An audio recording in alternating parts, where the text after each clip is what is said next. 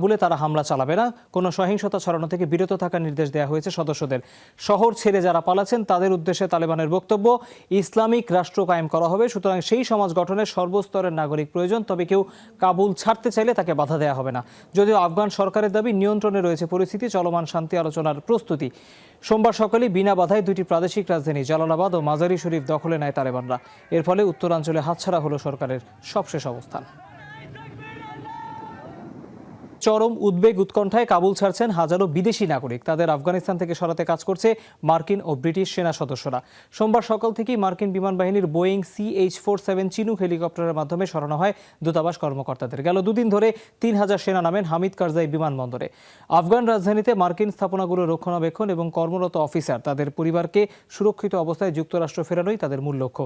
এদিকে কাবুলে রয়েছেন এমন ব্রিটিশদের নিরাপদে দেশে ফেরাতে মোতায়েন করা হয়েছে 600 সেনাকে। সোমবারের মধ্যে বেশিরভাগ ব্রিটিশ কর্মকর্তাকে সরিয়ে নিতে আসবে বিশেষ ফ্লাইট। আফগানিস্তানে একমাত্র রাজধানী কাবুল ছাড়া কৌশলগত গুরুত্বপূর্ণ প্রত্যেকটি শহর এখন তালেবানদের পূর্ণ নিয়ন্ত্রণে। যে কোনো সময় পতন ঘটতে পারে এই আশঙ্কায় সবার চোখ এখন কাবুলের দিকে। তবে রাজধানীর নিয়ন্ত্রণ ধরে রাখতে মরিয়া আফগান সরকার। 3 সপ্তাহেরও কম সময়ে একের পর এক অঞ্চল দখলে নিয়ে এভাবেই চারদিক থেকে কাবুলের দিকে এগিয়ে আসছে তালেবান। রাজধানীর নিয়ন্ত্রণ রক্ষার মিশনে সর্বাত্মক চেষ্টা আফগান সরকারের। সব অঞ্চল থেকে রাজধানীর চারদিকে জড়ো করা হচ্ছে সামরিক শক্তি। একদিকে তালেবানের নিয়ন্ত্রণে যাওয়া শহরগুলো থেকে কাবুলে আশ্রয় নিচ্ছে মানুষ, আরেকদিকে অনিশ্চয়তার ঘেরাটোপে দেশ ছেড়ে পালাচ্ছে বহু আফগান। সবচেয়ে আতঙ্কে দোভাষীরা। এছাড়া গত কয়েকদিন হামিদ কারজাই আন্তর্জাতিক বিমানবন্দরে দেখা গেছে সাধারণ আফগানদের ভিড়। আরও হাজার হাজার মানুষ বিভিন্ন দেশের ভিসা পাওয়ার অপেক্ষায়। যে অবস্থা চলছে তাতে ভবিষ্যতে দেশের পরিস্থিতি কেমন হবে তার নিশ্চয়তা নেই। দিন দিনই এগিয়ে আসছে তালেবান। বিদেশিদের সাথে কাজ করতাম, তাই নিজের জীবন নিয়েই ঝুঁকিতে আছি। কতদিন সংঘাত চলবে? আলোচনায় কিছু একটা সমাধান তো আসবে। আমরা একটা শান্তিপূর্ণ দেশ চাই। কাবুলের পতন হলে তালেবান শাসনের কঠোর বিধিনিষেধের দিন ফিরে আসার আশঙ্কায় বাসিন্দারা। গোষ্ঠীটি আশ্বস্ত করলেও আস্থা রাখতে পারছে না সাধারণ মানুষ। এখন তো তারা ভালো ব্যবহারই করছে, সবাই স্কুলে যেতে পারবে এমন কথাও বলছে। তবে ভবিষ্যতে কি করবে জানি না।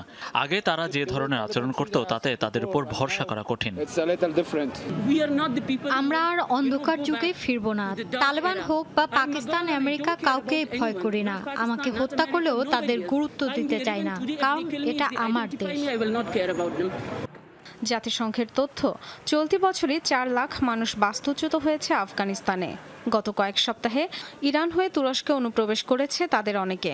আফগান শরণার্থীদের ঠেকাতে ইরান সীমান্তে নজরদারি বাড়িয়েছে তুরস্ক। 295 কিলোমিটার দীর্ঘ এলাকায় তৈরি করা হচ্ছে কংক্রিটের দেয়াল। Dorothy Tasrin, Jamuna News. ইস্তফা দিতে নয়, বরং আফগানিস্তানের প্রান্তিক লগ্নে সেনাবাহিনীকে ঐক্যবদ্ধ রাখাকেই অগ্রাধিকার দিচ্ছে সরকার। শনিবার রাষ্ট্রীয় টেলিভিশনে রাখা এক ভাষণে এসব প্রতিশ্রুতি দেন প্রেসিডেন্ট আশরাফ ঘানি।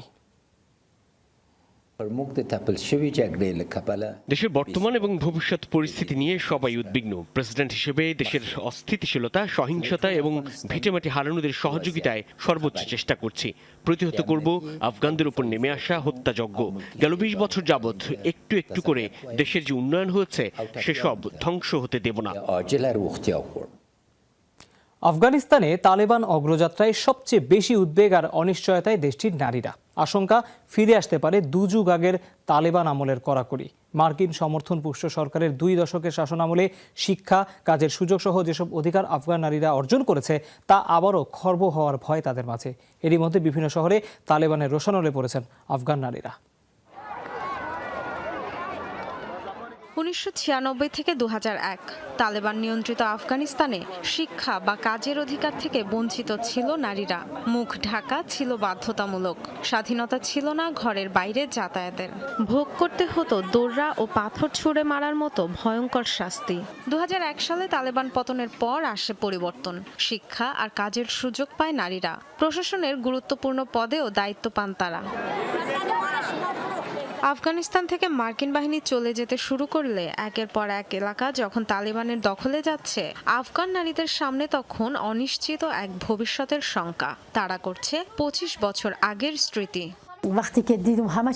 আবার সবকিছু হারানোর পথে আমরা।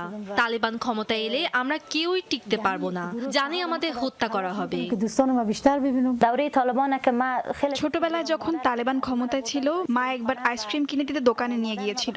মাত্র কয়েক মিনিটের জন্য মুখটা খুলেছিল, তখনই তালেবান এসে আঘাত করে তাকে। ওই মুহূর্তে শিশু হিসেবে কতটা অসহায় যে লাগছিল। তালেবান ক্ষমতায় এলে সেসব দিন ফেরত আসবে। তালেবান নেতারা দাবি করেছেন ক্ষমতায় এলেও খর্ব হবে না নারীর অধিকার। তবে বিভিন্ন এলাকার দখল নেওয়ার পর তাদের হাতে আফগান নারীদের নিগৃহীত হওয়ার বহু অভিযোগ শোনা যাচ্ছে। কান্দাহার, হেরাত সহ বিভিন্ন শহরে ব্যাংক কর্মকর্তা নারীদের কার্যালয়